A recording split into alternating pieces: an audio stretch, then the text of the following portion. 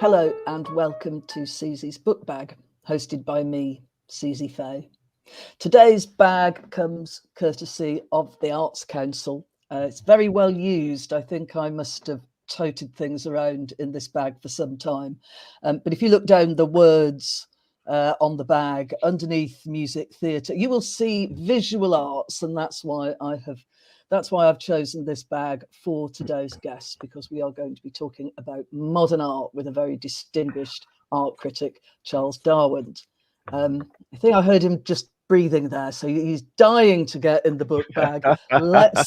Let's welcome Charles. Okay. Hello. Hello.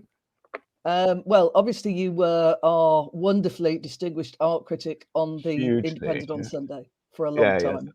a long time. Yes, until certain people bought it and got rid of us all. Yes, that's right. Yeah, and then yeah, we all had to fly to the four winds, didn't we? Yeah, But never we mind. did. Yeah, It lives on in glorious memory, doesn't it it? does. Yes, it does.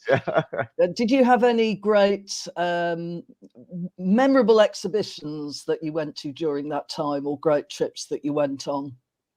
Or was it all wonderful? Yeah.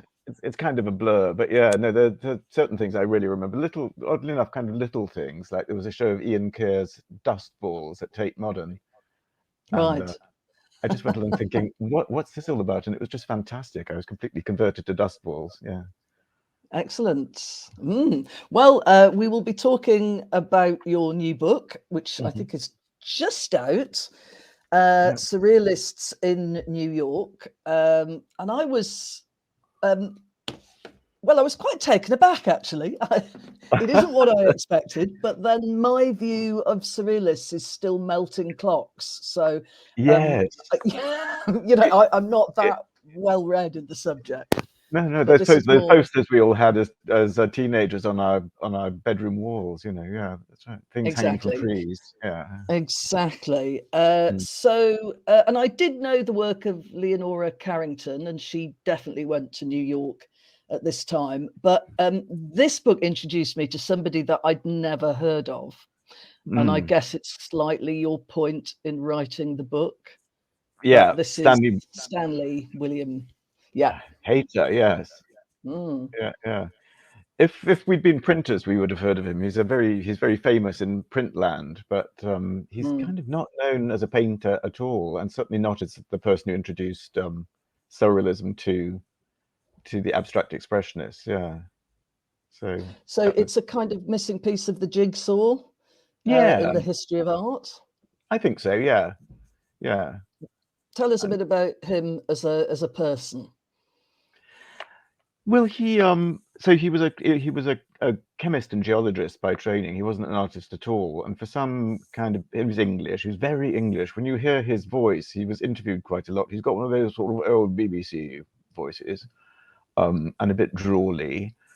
And he, for some reason, he was seized with this desire to rescue what's called intaglio printing. So that's printing where you gouge or burn or whatever something out of a plate.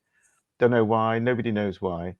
And he bought a second-hand motorbike and went to Paris in 1926. And he just kind of set up as a printer. Nobody else was doing that then. It was very out of fashion, that kind of printing in those days. And then he got people like Picasso coming around to his studio and saying, "Oh, will you make some prints for me?" And he would say, "Well, no, I'll show you how to do it yourself." Yeah. So he was a driven man. Yeah. So yeah, So that was Bill Hader. Yeah. so he was in Paris in those kind of glory years. I mean, again, I'm sort of thinking Picasso, Hemingway, Gertrude Stein, and all that kind of thing. Absolutely. Yeah. And he was big buds with all kinds of people like Anais Nin, and he was right at the center of it all. Yeah. And people who And came to he his studio were, he Giacometti, had a Lipschitz. studio. That's right. And it was at it was the street number of it. It was in Rue Campagne Première, and its street number was 17. So he called it Atelier 17. So that became. And if you say that in Printland, people faint. They say, "Wow, Atelier 17." But I mean, I'd never heard of it. You've never heard of it, I think. So it's just extraordinary, really. That little omission from art history. Yeah. So how did you come to hear about it?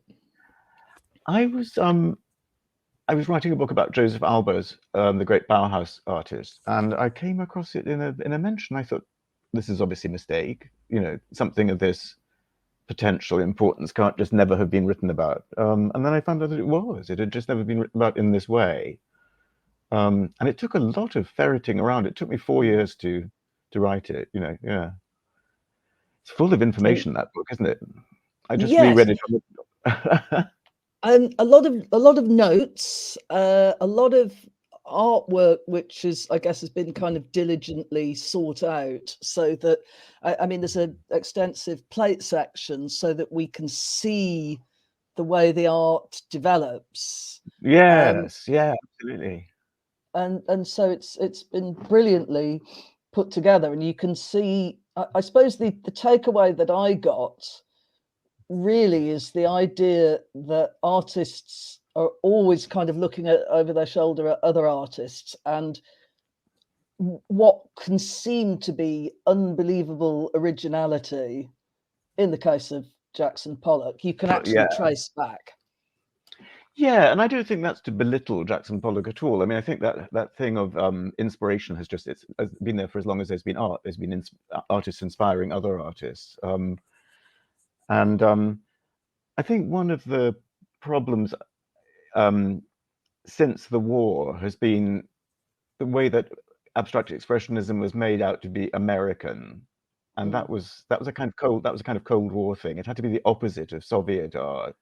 It was kind of freeform and funky and weird, but it had also to be American. And certainly before the war and during the war, that's not how artists thought at all. The people in Paris, very few of them were actually French. Picasso wasn't, Giacometti, all these people, and they didn't think of themselves as French artists. They just thought of themselves as artists. And at the beginning, that's how people like Jackson Pollock as well. He said, to talk about American art is like talking about American maths. It just doesn't make sense. And one of the problems in the book is that so there was a woman called Martika Sorwin who wrote a book that sort of went a bit of the way towards what this book is about, which was just recognizing that French surrealists had been in New York at all. I mean, escaping from Nazism. But the problem was that Jackson Pollock didn't speak a word of French. And all the French people who arrived in New York, they were typically French. They said, André Breton said, I'm not going to learn a word of this barbaric language. He said, de peur de polluer mon français, in case I pollute my French.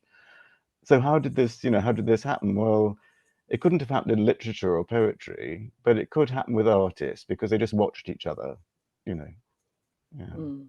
ateliers. And Hayter could speak French. Yes. And he had a sort of French mindset, it seems. Yes, I think so. I mean, he's, as I say, I wish we could play a clip of him, but he does sound, how when you hear those old BBC things, he does sound extravagantly English. And he says things like, of course, some of my chaps came around to the studio, and you think, oh my God. But he nonetheless never lived in England from the time he was sort of 25, and he just lived and loved Paris. So yeah, for such an English person, he obviously, yes, he felt more at home. And his wife is still alive. His last wife, she was 41 years younger than him, and she's amazing. I had oysters with her the other day in Paris, and she, she's just a complete babe. And she's Leonora Carrington's first cousin as well, which is kind of strange. And Irish, and she speaks French with the most delicious Irish accent, and is just the most delicious person. But she said that he was an anarchist. He didn't really. He'd been obviously very left wing, and then all of that that suited him in the French mindset, the kind of infinite rebelliousness of the French. That we're seeing now. That our government can do anything to us, and we just go, that's not very nice. The French instantly go and start smashing windows and setting fire to cars. And I think Bill Hayter would have been right out there with. Yeah, there's the sort of to the barricades feel, sort of as a first response, not the last response. Yeah, that's right. So he set up this atelier in Paris, but as you've said, the Nazis, the arrival of the Nazis, I think quite a few of the painters, artists and writers were Jewish anyway, but it was just Yes, absolutely. not a nice place to be. So No. why New York? Why didn't people just hop over the channel? Well, a lot of them did to begin with. So people like Walter Gropius and Mondrian, they came to London, and then when it was clear that Britain might very well have been invaded, it was only 21 miles or whatever it is that separated them from what was going on across the water. And then, in Mondrian's case, when bombs started falling on Belsize Park, he just thought, fuck this for a game of soldiers, I'm off. And by the time the invasion of France happened, it was kind of later on, and they thought there was no escape to England. It would be like frying pan to fire. So they rather touchingly, they set off from Martinique, which was a French colony. When they set off there, Martinique was still under the non-occupied government. By the time they got there, the Vichy government had taken over.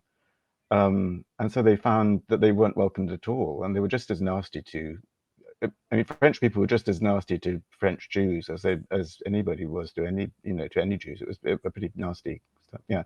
So then they thought, oh, great, let's go to New York. And they were taken in. Yeah. I mean, it wasn't always, people didn't always see eye to eye with these French artists not coming in and taking over. But I guess there was still part of the story of your book is really about passing the baton of the art world from France to New York, isn't it? In the mid-century. It is. Yeah, absolutely. And there again, it was a partial passing, because art went on in Europe. It's not like it all just moved willy-nilly across America, but they certainly weren't prepared for it. I think one of the problems, so in America, there'd been the Great Depression rather, and Roosevelt had employed artists as effectively as public workers, but of course they had to produce a certain kind of art. They couldn't be very experimental. They couldn't kind of scare the poor people who were paying their tax dollars to produce this art. And American art in 1939 was very kind of backward looking. There wasn't really a kind of proper American avant-garde. And then these weirdos turn up, and they just they do all kinds of stuff, and and people like Jackson Pollock, they've read about all of this in magazines, and they've heard about it, and they've met people who've been to Paris, and then suddenly all these French people are there in West 12th Street, and they just think, and where can we see these people? And the answer was Atelier 17. There was nowhere else really where there was a wonderful kind of cafe come speakeasy called the Jumble Shop, known to the French as Le Jamble, because they, of course, wouldn't say it in English. And the Americans used to go and look at them there and say, I saw Jacques Lipschitz today, or I guess what, Miro just walked in or something. But because the number of people who went to New York is extraordinary. Chagall, Miro, all these kind of people are making that trip between either during the war or just after it. So yeah. And they drop into this extraordinary place, which was really very small. Big impact, but small space. The first. Yes. Talk about the first iteration, Studio 17. Yeah. So when Hayter arrived, he was married to an American woman. In fact, he was married to two American women, not at the same time. But the second one was from California, and she was from San Francisco. She got a commission, so he went there, and he hated it. He just, he wasn't a Californian at all. So he went back to New York, and he turned up at the New School for Social Research, which still exists and is, still wonderful. And it was set up by kind of bolshy American professors who refused to. They'd passed a new law just after the First World War saying that you had to swear allegiance to the Constitution. They said, we're not doing that. And so they had to quit Columbia, where they were teaching before, and they set up this alternative school that was founded on rebelliousness, really. And they then started to, they called it the University in Exile. They took all these people who were arriving, and somebody whose name I now can't recall said, I like Mr. Hitler. He shakes the apple tree and I pick up the apples. They got, slightly hard-hearted. I don't think they knew what was going on, back in Europe, but but it meant that there was this kind of enormous, Claude Lévi-Strauss, a fantastic kind of intellectual wave across the North Atlantic. And they all ended up, one way or another, they all ended up at the New School, teaching or working or doing whatever they were doing, except Breton, because he would not speak any English. And there was no room for somebody who's going to deliver lectures in French. So that was it. And it kind of wiped him out, I think, as leader of the, because he was the inventor of the Surrealists, and it kind of did for him, really. So yeah, he lost his crown a bit. Well, he keeps kind of coming back and going, the new surrealism is here, or surrealism is now this, not that. And nobody really took any notice after a while, did they? Yes. And there's a terrible moment when he stands up at some meeting in New York, probably at the Jumble Room, and says, all right, what we'll do is we'll do it like this, and I will say, parfait or pas parfait or whatever, and somebody, I think it's Leonor Carrington, bursts out laughing, because it just, he doesn't have any right to say that kind of stuff anymore. That was back in France, but over here, everything's up for grabs. So it worked. I mean, it amazed the Americans what they saw, but it also amazed the French. They just couldn't believe America, and the way that they write about it is so funny. André Masson, who's one great French surrealist painter, and he and his wife moved to suburban Connecticut, and he writes about it as though it's like, as though the Lone Ranger is about to ride over the hill, and it's kind of, you think, what can his neighbors have thought? Anyway, but yeah. So there were new influences, and I was interested to see that some of the indigenous arts intrigued them a great deal. I guess in the same sort of way that African art started to inspire Picasso. That there's not much of that, but there's a reference to Haida art from the Pacific Northwest, the coast, and that is a very rich tradition of indigenous art that exists to this day. And there's beautiful. They're usually objects, aren't they? Right. Not okay. so I much don't painting, but canoes and totem poles and boxes and masks and masks. Yes. Yeah. So yeah. There was a little bit of interest in that. It sounds from the book that it was either quite fleeting or it didn't really go very deep. But I was interested to see that there was a little bit of that. Yeah, I think what was interesting. So when André Masson arrives, one of the customs officers confiscates a drawing as pornographic because he's drawn what is effectively looks like a little woman staring into the vagina of an enormous woman, and the customs. You know what American customs officers are like. So he kind of went, and Masson said, "Oh, vous n'avez aucune mythologie." So the French were looking for an American mythology that would equal, in a way, the kind of African and Oceanian one that they'd had back in France, and they were really keen to find out all about Native American art of various kinds. But at the same time, the Americans themselves were finding out about that. The stuff that was painted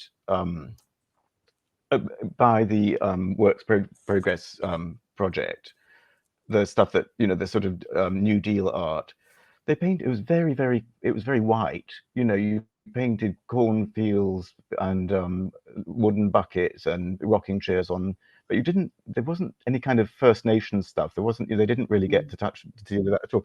So just as the French arrive, Americans are, like Jackson Pollock, are also beginning to explore the idea of an American mythology and of American, what we would call primitivism. And they put on a big show in the early 40s at MoMA of Navajo sand painters, and Pollock went to see that, and he just went back and back and back and back and back. But Max Ernst also recently arrived, went to see it, and owned the catalogue. So there was this kind of mutual fascination. I suppose what I'm trying to say is it wasn't just that the French kind of said, here are all our ideas. It was a kind of process of mutual discovery, I think, a lot of what was going on, mutual excitement. Yeah. And you mentioned Lévi-Strauss. anthropology was part of this as well. I mean, there were poets and thinkers and lecturers kind of all feeding into the mix as well. Yes. Do you ever have French envy? Because I just think, okay, so Levi-Strauss, who's young, he's like 30, and he gets on the ship to go to America with André Breton, who is, I think, probably in his mid-50s and very famous, and nobody's ever heard of Claude Levi-Strauss. They strike up a conversation, and they turn it, of course, because they're French, they turn it into an intellectual dialogue that takes the entire journey.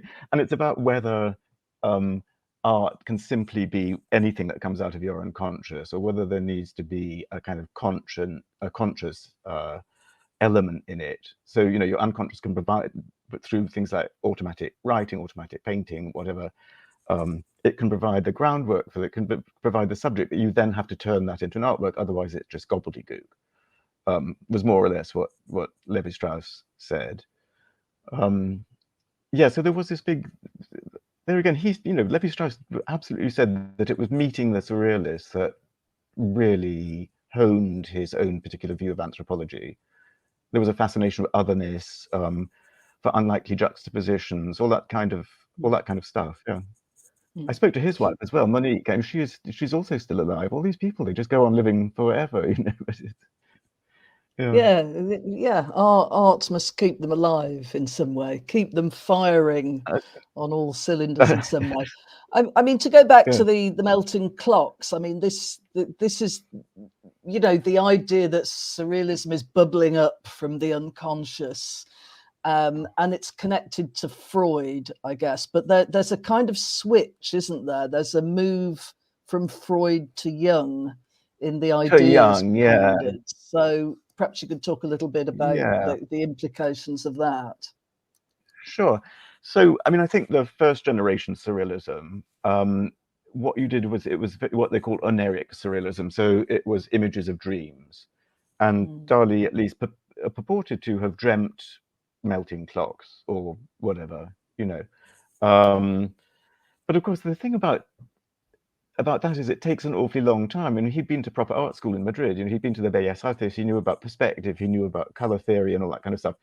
And those pictures are very well painted and very slow to make. They're not spontaneous at all. So this idea of spontaneity is kind of lost. And then along comes André Masson. In 1924, he makes apparently the world's first ever automatic drawing. So Breton and Philippe Soupault had invented écriture automatique, so automatic writing. And then André Masson invents it. I mean, it doesn't sound like a big invention, but nobody had done it before. And he does this sort of doodly drawing. And the idea then is that it all happens so fast, the opposite of the slowness of Dali, that you don't have time, you know, really it's your hand and your brain thinking without your sort of short-circuiting your consciousness. It's your unconsciousness, you know, coming straight out. So that becomes, but for some reason, Breton, you know, the first, his first definition of surrealism was, you know, it's more or less anything that comes out of your unconscious, but he didn't really like automatic drawing, because I think because he hadn't invented it himself, you know, he didn't. Yeah, I get the impression. Yeah. So that became then kind of second generation. I mean, that's a bit of a simplification, but it became sort of second generation surrealism. Became that sort of automatic image, and you can see where that's leading, because you know, you the next thing you know, Jackson Pollock standing in the middle of a canvas going, and that, I mean, he's certainly not a Dali painter, Jackson Pollock, you know. Yeah. Well, you mentioned the sand paintings. Are they poured in some way? I mean, would you have got the idea of pouring onto a flat surface from that, possibly? Well, yes, there's certainly done on the floor. Yeah, I don't actually know. Yes, I think it was poured. I don't think it was pushed. I mean, I don't think it was in any kind of sense painted. I think it was poured, and yeah, I'm sure that fed into it. There again, you know, I don't want to suggest that Jackson Pollock learnt to be Jackson Pollock at Atelier 17. Jackson Pollock was already in his 30s, and a whole pile of stuff had already made him Jackson Pollock. But he learned several very important things, I think, at Atelier 17. And his relationship with Bill Hader was very close. And Bill Hader remembered him in a very kind of touching way, I think, because, you know, now we hear Jackson Pollock, you just think, oh yeah, the guy who used to throw up on people's shoes and punch them, and crash into trees and all that kind of stuff. And that was a kind of post-war invention of Jackson Pollock, I think. He was, you know, Bill Hader remembered him as an intelligent, sensitive, etc., self-destructive man. Hard But worker. Hader absolutely hard worker, yeah. But Hader absolutely got Jackson, you know, because should I just burble on about chaos? Because, you know, famously, in an early review of a Jackson Pollock show, Time magazine's critic said something about chaos, and Pollock sent this furious telegram to, because people sent telegrams in those days, to Time magazine saying, "No chaos, damn it." And Hader understood that. He saw that when he looked at Pollock's paintings, not everybody could do them. This idea that you just, all you had, I work as a judge for the Koestler Trust, which is, you know, does prison art. And sometimes you can see that a particular teacher in a particular prison will have thought, I tell you what, I'll tell the boys or girls about Jackson Pollock, because anybody can do them and anybody can't. You know, it's there's a huge element of control in that. It's not just kind of letting everything go. And that's what he learned, I think, at Atelier 17, was this kind of balance of freedom and control. Yeah. Well, let's talk about the line. The line becomes of paramount importance, doesn't it, with these prints and this this implement. What's it called? A burin. A burin, yes, yeah. A burin. So the burin, yeah. Well, yes. Used memorably by William Blake, of course. Yes. But yes, and it's a very physical thing, isn't it? And again, it becomes, you know, a kind of action art in a way. Yeah, and the way it was written about at the time, even by women critics who should have known better, you know, they use words like virile and stuff, and it became seen as a kind of male instrument for macho men. I must say, I did a little, just before I started writing this book, I did a little course in burin engraving, and it's terrifying. You know, if you slip when you're using a burin, you take your eye out. It's, you know, it's not like a silver point a pen where, you know, you just make little kind of decorous marks. You know, there's a lot of kind of gouging of metal on metal. And there again, I don't know why Hader favored it. Oh, no, that's not true. I do know why Hader favored it. Almost all other engraving instruments, you use like a pencil or a pen. So your hand goes in front of them and the hand drags them along. But with a burin, you're pushing it. So he felt that meant that you could never quite control it. You know, no matter how skilled you were, it got there before you did. And that made it the perfect tool for automatic working, because it was constantly outsmarting you. And he liked that element of it.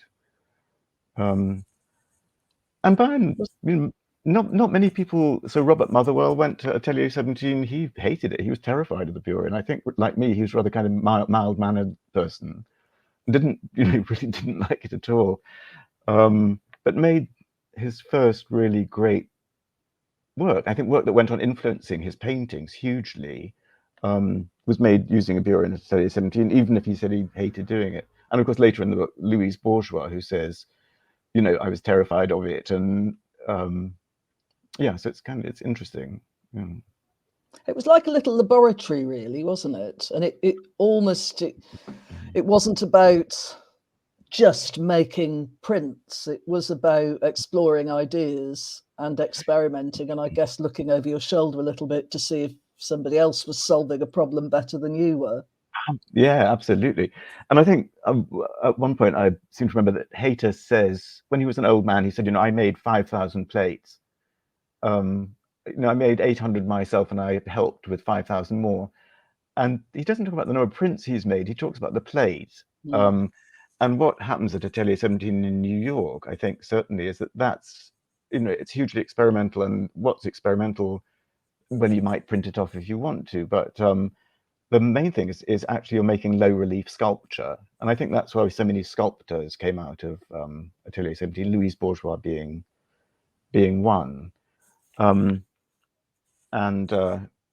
Yeah, so I think that's really it was what could you do to a plate? You know, when the guy who owned that big department store chain that I now instantly can't remember the name of, really famous, and he owned the only piece of an original hand cut Blake printing block, and it was just a fragment of it, but it was the only one in existence in the whole world, and he lent it to them, and they just go wild and they do terrible things to it. You know, they cover it in kind of day glow dye, and they, you know, throw it at the wall. And Jean Miro especially, you know, they just, you know, and then they send it back in the post. But that's kind of very typical of what goes on there. It's all to do with with experiment, and that's, I think, probably the main reason that it's not more famous than it is. There's so little kind of paper evidence that existed, because if you made a wonderful plate and you accidentally spilt acid on it and great clouds of smoke came out of it, Bill Hayter would go, "Yay!" You know, this was what he wanted. He wanted to experiment. And if you incidentally also printed it, then that was fine. But that's not really what the Atelier was about when it was in New York. You know, yeah. And which is why. Do the plates largely still exist, or were they just kind of junked, thrown into skips, melted down, reused? What is there remaining to study? Well, when Bill Hayter, so 1981, when Hayter was going to be 81, was going to be 80, he wrote round all his old students saying, "Can you please send me some of your work?" And Robert Motherwell wrote to him in Paris and said, "I'd really love to, but I don't have any. And also, do you know what happened to my plates?" Because one thing Hayter always insisted was that people took their plates away with them. And Motherwell was typical in having, obviously at some point, a couple of years later, just thought, "Oh, those old things," and chucked them out. And also the most famous example in the book is Jackson Pollock, because he made, I think, 11 plates at Atelier 17, and they just disappeared. He and his wife moved in 1945. They moved out to Long Island. Pollock drove into a tree, got killed, and years later, in 1967, I think, there was going to be a big show at the Museum of Modern Art of his work, and Bill Rubin goes out to Long Island and says to Lee Krasner, "Oh, you know, what can I have?" And she said, "Oh, just go into the bar and you can have whatever you like." And he finds this pile of plates that nobody knows existed, and which were never editioned. You know, I think they ran a trial proof, what's called preuve d'essai, which was what the studio was really about. They'd done one of each plate, and then they just all disappeared. And yet these were key. You know, these were really key documents in what Jackson Pollock was to become, but just nobody knew they were there. They'd been left kind of mouldering under a cloth on the floor of the barn. It shows how when they were printed up and they're in the plate section, it shows how he started to bring this line, the line beloved of Hayter, and kind of throw it like a net over something he'd already done. And then you actually can see the way, you know, the mind is working with the paintings that will eventually emerge from this process. Yes, and you can see him kind of having to get rid of this idea that the line has to serve a function other than to be a line, you know, because until that point, the line was there to describe. It could do an outline, it could do, you know, but you can see Jackson Pollock, as he's doing it in that, you know, artist way, thinking, you know, it can just be a line. And you see that on those plates. It's a really, I mean, it's a, you know, a hugely important moment in the history of modern art, I think. But then I would, of course, wouldn't I? Was it hard to track down all the visuals? I mean, I was looking at where most of the color plates come from, and there's a lot in American galleries and museums, aren't there? So were you traveling around, checking things out, finding things? A certain extent, but actually, you know, Thames and Hudson has got a fantastic art department, the publishers of the book, and so Nikos, the art guy, he he's like a small Greek bloodhound, and he found he found things I didn't even know existed actually. So I mean, which were wonderful. But no, I think it's ended up being a very good. There are lots and lots of illustrations of exactly what was going on. Yeah, I think I did more stuff. Yeah, there's a movement from small prints, I guess, almost by definition that they're going to be small. And this is another movement that happens. We suddenly end up with enormous canvases, sort of the same ideas, but they're they're on a much bigger scale. And you have that critic who said that small things were trivial by definition. Yes, that's Clement Greenberg. I mean, Clement Greenberg, I think, for me, loads of people, was always a bit of a hero. By the end of this, I wasn't quite so sure because he was also very misogynistic. So, but anything that looked as though it was meticulous and he would dismiss as craft. So when he wrote about Georgia O'Keeffe, he used all these words like lapidary because, it was kind of women's art. It was pretty and I think Greenberg was the real reason why we've ended up thinking of Jackson Pollock as a kind of bruiser, because it suited his purpose that he was this kind of ball of raw instinct. And I really don't think he was like that at all. It's just that history has invented him like that. Was that answering the question that you just asked? Yeah. So part of obviously, the thing about loops and whirls, which were Bill Hader's big thing, is that they have a tendency to push outwards. And if you're making a print, then part of the way the print works, part of the dynamic of it, is that it's contained because the piece of paper is not very big. But if you then move that to painting, then the natural tendency of paintings would be to get much bigger. I have to say that the Helen Harrison at the Pollock Krasner house rather kind of briskly corrected an assumption that I'd made, and I think a lot of people made. She very kindly read the bit about Jackson Pollock. And she said, actually, the number of Jackson Pollocks that are very big is really quite small. We think of Jackson Pollock as, painting enormous, American-sized, super-sized me pictures, and actually mostly they're not. And I was very glad that she pointed out that particular inanity, because yeah. So yeah. Sorry, go on. Well, so I think that he, part of the idea of it not being chaos, it actually being very controlled, was that his pictures didn't just say, this picture will be as big as I like. It can get bigger and bigger and bigger and bigger until it's the size of California. There was still that kind of sense of a propriety, I think, in his work. Yeah. And you don't like them being called drip paintings. Is that because of the control aspect? I think also, we were journalists, right? So, you can come up with a catchy line. And unfortunately, somebody at Time magazine, again, came up with this phrase, Jack the Dripper.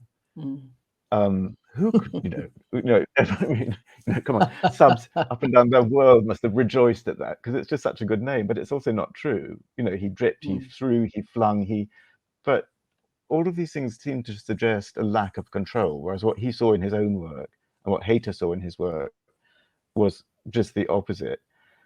And actually, when the MoMA did a conservators thing of the collection of Pollocks, which is, as you'd imagine, large, they found that the curators themselves had no idea how complex, just in painterly terms, Jackson Pollocks were. They were skeins of paint laid over skeins of other paint, and undercoats, and this wasn't at all a man just kind of standing there going, "Whoa, splot," yeah. And I think they really work when you stand in front of them, as opposed to seeing them in reproduction. The classic Pollocks are very intricate. I mean, in a way, they can be visually, they can be reproduced, and they're amazing. But the intricacy and the depth of them, and what's lurking kind of underneath the net, as it were, is what you take away. The veil, no, absolutely. And they're very strongly graphic, I think. I mean, sometimes you stand in front of them and you think, I'm sure I could read this if only I knew how. Do you know what I mean? They've got a real certainty about them. But yeah.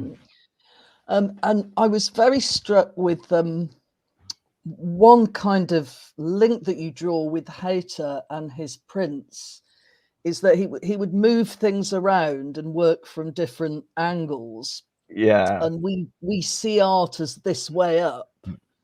And I Yes. Yeah. guess, that drawing is that way up, even if it's abstract. And Yes. he does seem to have given, or possibly given, Pollock the idea that you can move all the way around. Yes, and in fact, yes, and that you must as well. I think that Mm. because what Hayter wanted to do, so he'd done all this kind of both Hayter and Pollock had been in Jungian analysis, and there was this kind of idea of the unfamiliar. That what you had to do was not fall into habits. And so if you made your work from all angles and you turned rather than you turned the plate, or in Pollock's case you walked around the plate or you danced around the plate, or the canvas or whatever it was. This was really important, that you weren't just you didn't have an easel in front of you and you went, but yeah, that was all part of of that learning thing. And then we'll bring a lady into the frame at this point. Yay, good. So Louise Yes. Bourgeois appears as a young woman. Actually, there's a nice Nin who briefly appears and seems just as self-obsessed as she always seems in any context. I know. The poor husband. I mean, really, that Ian Hugo. I mean, why? He must have loved her. But yeah, so Louise Bourgeois. Yes, that's I think so. She was a bit younger, and also, of course, she was married to an American, and she had come over, so she was perfect for for Atelier 17. She didn't arrive there really until so the first wave of them, they left as people like André Masson. As soon as France was liberated, they went back to France. And then she started like the year after, really. And she and Hayter made her use the burin, and boy, could that woman bear a grudge. She she always said, "Oh, he didn't like women." I think, well, I'm not sure that was true, because it was actually, there's a really good book, by the way, called The Women of Atelier 17, that was written by Christina Whale. And it's a very different kind of history from mine. Mine is a much more kind of traditional, what they call canonical history, I suppose, because it's dealing with big names. But Christina just goes through all the women who were at Atelier 17 while it was in America. And more than half of the students there, and this at a time at the end of the war when women were being told, yeah, okay, you've had fun building fighter planes, but now you've got to go back and cook for your man. More than half of the women students there, as a kind of teaching studio, were women. So I was really sad that I only ended up with one woman in mine, but that was just, there was only one. There were other women who went there later on who became well known, but that was after Hayter had left and had nothing left to do with it. So it wasn't part of the story. But so Louise Bourgeois was the only one who kind of really became a kind of internationally renowned artist who was there in those years. But she owed a lot to Atelier 17, although she would rather have torn her tongue out than admit it, I think, probably. So her memories were all, that Hayter was so nasty to her because she wasn't strong enough to use the burin, and he only judged people by so when you use a burin, if you're using a copper plate, you push it along and you make a curl that comes out and you can imagine the strength you need to do that. And she said, oh, Hayter only judged people by the length of their curl. And I couldn't do a very long one. You think, oops, Dr. Freud. But it's so she but actually so she made this suite of engravings while it was there, called He Disappeared into Complete Silence. And it's really interesting because they are themselves, it's a French woman's view of New York. They're these all kind of tall, skyscrapery looking structures, but they're also very sculptural. They look like modern sculpture. They're standing on the floor. And they really prefigure her first set of sculptures, as though she too is using the plate as shallow relief sculpture, and somewhere in her mind she thinks, hang on, I could actually be doing this as sculpture.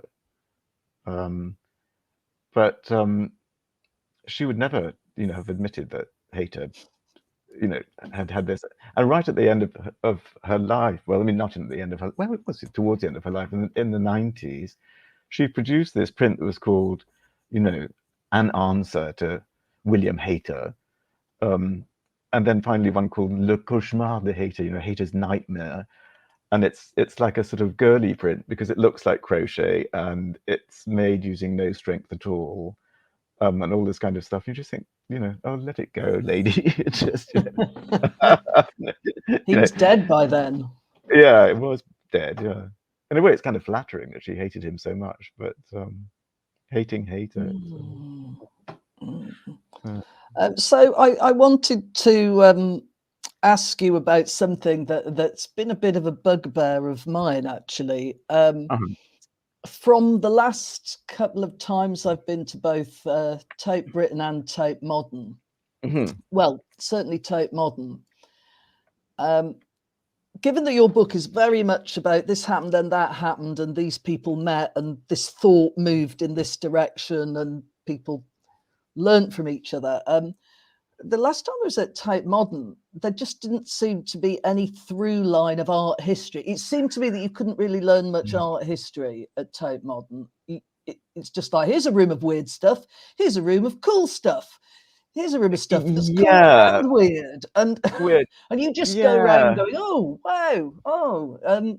But, you can't really make these sort of connections. And I wondered, if you had any thoughts on hangs these days. Well, I mean, I'm an art historian, so I like I like art history. I mean, I can kind of I don't know if is it a good thing? I mean, I just went to see the Hilma af Klint and Mondrian show, and I came out of it thinking, what was that about?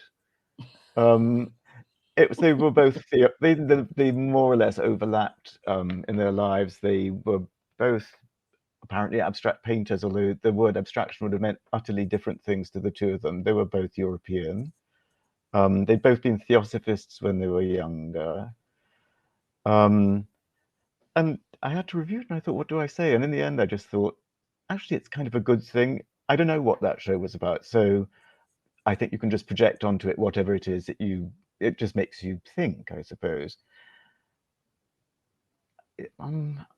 I still prefer art history. I like and then curation. I like the first room being 1923 to 27, the next room being 27 to 1930. It's just but then I mean I can see the point to the other side, really. But I like my art history, art historical. Would those two artists have known what the other was doing? No, not at all, I don't think. No. Yeah. Hilma af Klint lived a very she was an amazing woman. She had this kind of all women's group called Femme, the Five, and they did seances, and I kind of wonder what Breton would have made of it, this kind of idea of making things in a trance, because I think he thought, I don't know the answer is the truth, but if you were in a trance because you were actually hearing voices telling you that you must paint in this way, and that in your last life as a Egyptian pharaoh, whatever, blah, then the woman who wrote the life of Hilma af Klint, which is here somewhere, was really good, because the temptation just to say she was a kook is huge, but actually she just treats her as she as a kind of that part of the thing. She doesn't say it outright, but the whole thing is a great kind of feminist project, because the Church of Sweden, where Hilma af Klint was from, was very kind of male-based, and women couldn't have any role in it. But the woman who invented theosophy and the leader of it during Hilma af Klint's life were both women. And lots of the spirit masters seem to be, in fact, spirit mistresses. So, girls did very well out of kookiness, I think. Yeah. Well, Madame Blavatsky, for one. Exactly. Yes. Yeah. Came up with the whole thing. So. Yes. and Annie Besant and all these kind of, yeah. So there was no equivalent in the Church of Sweden. Yeah. Where did you study? Where did you do your art history? I did well. I went to Cambridge first of all, and I hated it. And then because everybody I'd been at Cambridge with, the three people I knew kept saying, "Oh, Cambridge, we loved it so much." I thought I must go back to university. I went to Birkbeck College, London, which was just fantastic, and I did art history. But I wanted to do French art history, and they didn't do that, so I had to move to UCL. And then I started doing a PhD, which was a great mistake because I was too flaky and young. I could probably do one now, but I spent my whole time in the reading room with the old British Library, the round reading room, just kind of looking at other people, really.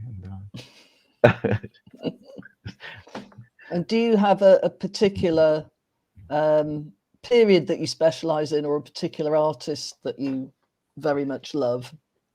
Well, my PhD was on revolutionary French, sort of late 18th century French painting. So of course, everything I've written about has been about mid-century modern avant-garde painting. So yeah. So yes, I mean, I guess mid-century modern, between the wars, abstract, especially abstract painting. I haven't written a lot about sculpture or thought about it very much, but yeah. So in terms of your PhD, would that be David? David, yeah, exactly, yes. Yeah, he's a fascinating, if not especially likable character. Absolutely fascinating and monstrous. Yeah. No, it was about representations of Jean-Jacques Rousseau, because Rousseau was after the king, was the most engraved figure in late 18th century France, and he and Bill Hayter would have got on well, I think. He himself had trained as an etcher and engraver, and he said that painting was inherently dishonest because you're fooling people. You're telling them that something exists in 3 dimensions when it only exists in 2. And that landed late 18th century French painters with a big problem, because your hero says that what you're doing is wrong. So how do you handle that? Was the subject of my hugely unfinished PhD. My in fact hardly started PhD. Okay. Yeah. Okay. Well, oh yes, I wanted to ask you one other thing, and that was the travels with this book. Did you go and see the actual rooms that the atelier and the studio were in? Are they still extant? Certainly the room, but I couldn't find anybody who could locate it for me on the 7th floor of the new school. I went up to see in New York, but there's nothing to show that it was there. And the building, 41 East 8th Street, is now, I think it's a nail bar. It was torn. You know what New York is like. That whole terrace was torn down and then rebuilt in the 1970s, and then rebuilt. I remember it being rebuilt, really. So probably around the late 1990s. No, so there's nothing there to show. The Cedar Tavern is still there, so the site of many famous fights. But no, the rest of it's pretty well gone. Yeah. What about Paris? Rue Campagne, you can see, that still stands. The building that Atelier 17, the original building. The thing is, when Hayter got back to Paris in 1950, it then became a much more kind of traditional print workshop, in that he just did prints rather than huge experiments on plates. And the students who went there wanted to learn printing techniques. They didn't want to kind of learn about what happens if you inadvertently pour nitric acid onto a copper plate. They wanted to. So it became I shouldn't say that because I'll get rude letters from printers. Because saying Atelier 17 in New York wasn't really about printing at all is like kind of saying, oh, the Bible is full of smut or something. It's a terrible heresy, but I think it's true. Well, it's nice to know he's hugely appreciated in printing circles, because you do rather feel for this guy at the end of the book, because he's very generous, he's very open, he doesn't I suppose Louise Bourgeois wouldn't have agreed, but he doesn't seem to impose his ideas too much. No. And there's this whole thing about people, as you said, people saying, "Can you run me up some prints?" And he says, "Well, no, I'll teach you how to do it." Yes, I think also. So my previous book had been about Josef Albers, and you can't think of two people less alike really than Josef Albers and Bill Hader. But as teachers, they both had this idea that art couldn't be taught. You can teach technique, you can teach a way of thinking, you can teach all kinds of stuff, but you can't teach art. And they were both very dogmatic about that. I love Albers. If he's famous for painting squares, the homages to the square, and he taught at Yale. And if anybody started painting squares, he would say, "You leave that alone. That is mine. Go and get your own." In a sort of kind of rather wonderful way. Well, that is the ultimate riposte to anyone who looks at art and says, "I could do that." Yeah. Even if you could, you'd still just be copying something that's already in the world. And Absolutely. these people are pushing it and trying to just come up with a completely new conceptualization. And the way it moves from surrealism is fascinating. Yeah. That journey, I do think there's a missing, you found that piece of the jigsaw puzzle, it seems to me anyway. Good. I hope so. And I think Robert Motherwell was the one who really, maybe I read what he'd said, maybe that was what got me off on it. But he said in that Robert Motherwell way, he said, I never understood why it was called Abstract Expressionism. I was there. It should have been called Abstract Surrealism. But of course, that would have been to say that the roots of it lay in French artists, and that wasn't a fashionable thing to say in America after the war. So yeah. Yeah, exactly. Okay, I'm going to wrap up by asking you three questions. I've slightly changed the question for you because I wouldn't normally ask literary writers this, who's your favorite author or what's your favorite book. They don't like that, but I've been asking people what their favorite artwork is, and I thought that would be no good for you unless you do have a favorite artwork. A million of them, yeah. Yeah, exactly. Yeah. How about a book or an author?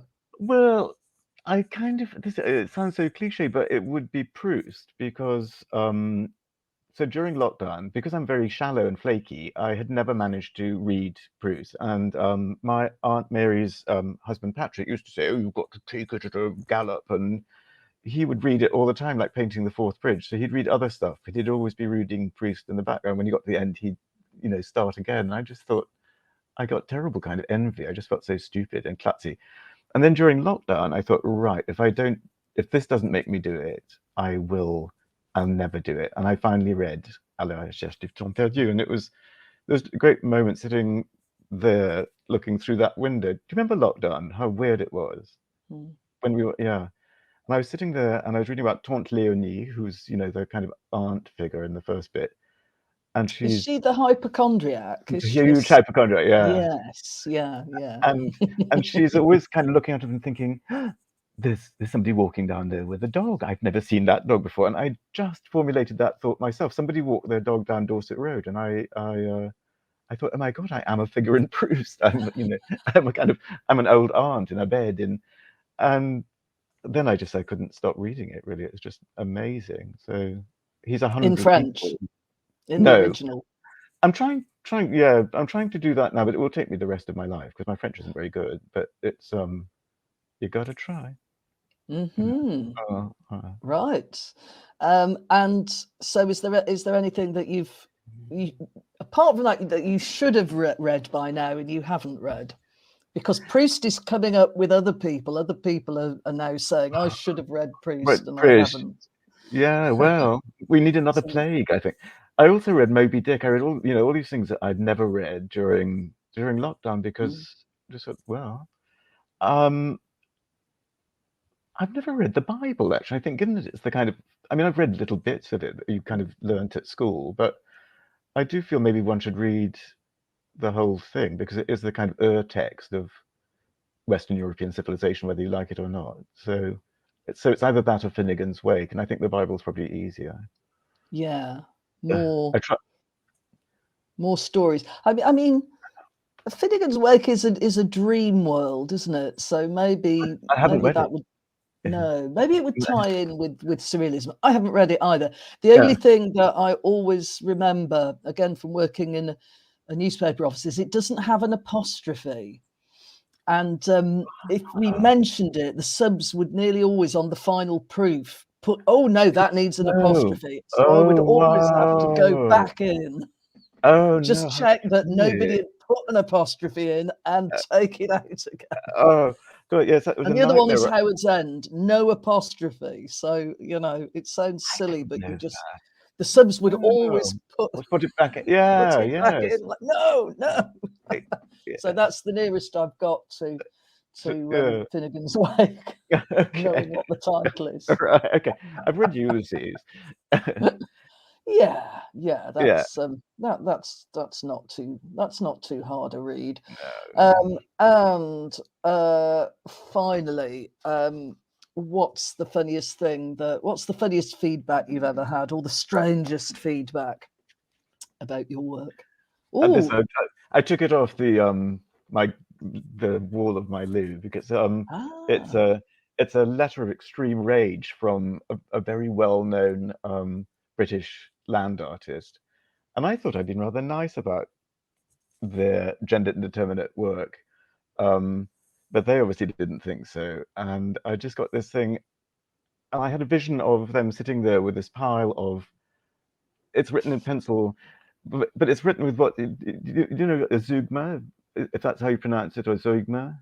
It's when you use one verb for several phrases. So, and you don't write those off the top of your head. You have to sit and think about those, I think. And I imagine this sort of pile of him getting crosser and crosser, writing more and more spiteful.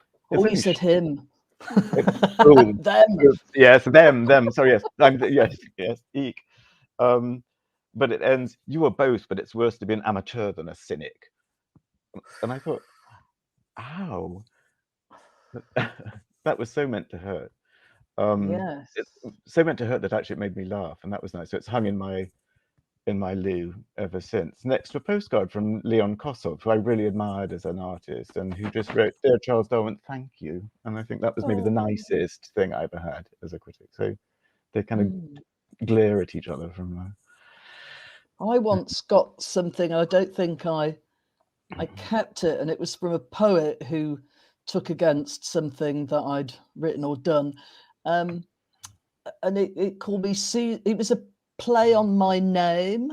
So I was Suzi Fraud, Suzi Faux, Faux, Oh, Suzi Faux, Foe. yes. And it just like, if Suzi Faux thinks this, and if Suzi Uh, Fraud really, yes. then maybe Susie she Fake. should Yes. consider. And it was, Oh God. well, that hasn't happened since the playground. So Yeah. No name calling. Actually, after I spoke to an dear old friend who's a great painter, and who knows this person of now determinate gender, unfortunately, and she said, "Oh, well, my dear, he's probably in a bad mood because his wife has just left him for another woman." So I wrote 2 letters of reply to him. One said, critics, like artists, are open to criticism. I thank you so much for sharing yours, kind of stuff, po-faced nonsense. And the other one said, "Dear X, I hear your wife has just left you for another one. I'm not at all surprised." and and I said to my friend, "Which one do you think I should send?" And she said, "I think on the balance the first one." So yeah, that was the one I sent. Alas. you did send it, yes. Yeah. Yeah, I'm afraid I rung up and shouted for a while at the person who had Oh sent them. really? Okay. Yes, I Yeah. just said, "Oh, you completely mad?" Yeah. Yeah. And then they apologised, and then it was fine. Oh really? Okay. Okay. That's nice. Okay. Up with this, I will not put. Yeah. Absolutely. Yeah. Well, it was a long time ago, so it's just funny now. I mean, quite a well-known poet, and poets will get under your skin. It's kind of Yeah. what they do. Yeah. Brilliant. Thank you very much for chatting. Best Oh, of luck Susan, with thank the you for book. asking me to. Yeah. Thanks. Yeah. And And yeah, it's Surrealists in New York. Lots of lovely pictures. That's And Hater bottom left by your finger. yeah, he's The only one who's looking out. this one. No, Yes, this one. yeah, that's right. Yeah, That's him. That's him. Yes. Yeah, Well, yeah. he was rather a good-looking fellow, actually. He was. Yeah. Yeah. So that's good too. Yeah. Okay. All Thank you right. very much for Thanks, joining me in Suzi. the book bag. See you soon. Bye. Bye. Bye. Thank you very much for joining us. I hope you enjoyed that chat. It certainly made me look at the world with new eyes, fresh eyes, and think about art in a different way from what I did before. And it's certainly given me an interest in prints. Come up and see my etchings, kind of thing. Thank you for watching. Please hit the subscribe button if you haven't done so already, and join me again next week when I'll be talking to another fascinating writer. Bye.